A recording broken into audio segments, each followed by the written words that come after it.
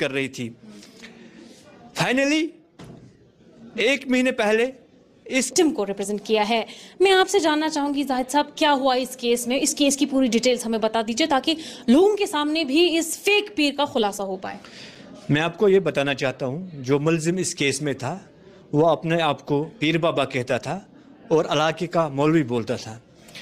और चूँकि जैसे हमारी सोसाइटीज़ में होता है कि पीर बाबा के पास या मौलवी के पास छोटे छोटे बच्चे पढ़ने के लिए जाते हैं या दूसरे कामों के लिए भेजे जाते हैं, तो इस केस में क्या हुआ था कि इस पीर मरीदी के आड़ में मुलजिम एजाज अहमद शेख, जो इस केस में मुलजिम है, उसने छोटे छोटे बच्चों के साथ जिनसी ज़्यादतियाँ की थी। यानी हाँ, जो लड़के थे, अननेचुरल ऑफेंस, वो उनको मुलजिम उनको बोलता था कि मैं आपको जिन के साथ बातें करवाऊँगा और दूसरी चीज़ें बताता था, और फिर डर के मारे जो सेक्सुअल एक्सप्लॉयटेशन बच्चों के साथ होती थी वो अपने घर में एक्सप्रेस नहीं कर पाते थे। और ये सिलसिला तकरीबन 5-10 साल चलता रहा। बिलाखिर 2016 में एक बच्चे ने हिम्मत की, उसने अपने वालिद साहब को बताया कि जो मुलजिम है वो उनके साथ गलत करता है और दूसरों बच्चों के साथ भी गलत करता है।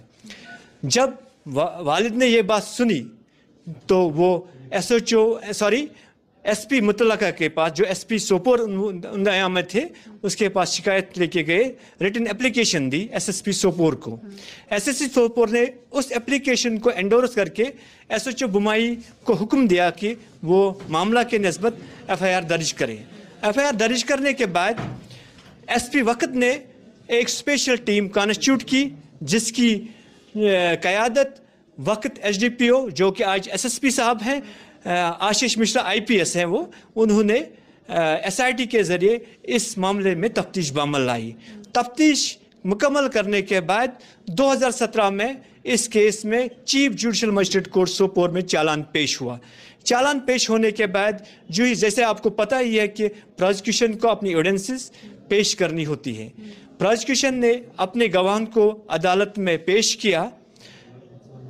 पेश करने के बाद ये मौका भी डिफेंस को मिला गया कि वो अपने डिफेंस में इनको क्रॉस एग्जामिनेशन करें।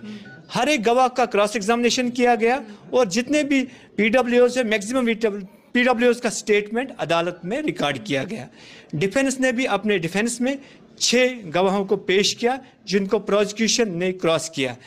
इस केस में मैं ये भी बताना चाहता हूँ कि विक्टिम को एडवोकेट आयशा जहगी रिप्रेजेंट कर रही थी, जो प्रोसिक्यूशन को असिस्ट कर रही थी और कोर्ट को असिस्ट भी कर रही थी। फाइनली 1 महीने पहले इस केस में फाइनल आर्गूमेंट लगा, जो तकरीबन 1 महीने तक चला। बिलाखिर अदालत मजाज ने आज के रोज़ मुकदमा हाजा में केस को फॉर ऑर्डर्स के लिए रखा गया और आज chief judicial magistrate court Sopore ने मुलजिम एजाज अहमद शेख को इसमें कन्विक्ट करार दिया गया और क्वांटम ऑफ पनिशमेंट के मुतालिक पार्टीज़ को, यानी डिफेंस और प्रोसिक्यूशन और जो एडवोकेट इसमें अपीयर हो रही है, आर्ग्यू करना है कि कितनी सज़ा, कितना क्वांटम ऑफ पनिशमेंट मुलजिम को दिया जाएगा, और जिसकी सुनवाई कल यानी 18 फरवरी 2025 को रखी